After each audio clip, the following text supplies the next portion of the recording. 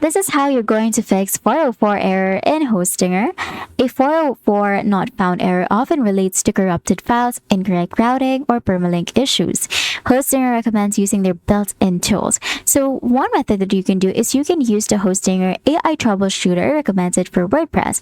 So from here, you're going to log in to hpanelhostinger.com first, and then you're going to navigate to website from the left side panel, and then you're going to head over to dashboard for the affected site.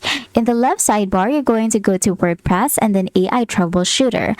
The tool will automatically scan your website for common errors, including 404s. If an issue is found, just click on Fix My Website button to allow the tool to apply the necessary repairs, such as fixing server logs or website file issues. And that's it. Now your website will be fixed of 404 error in Hostinger. If this video helped you, please don't forget to like the video and subscribe to the channel for more videos like this.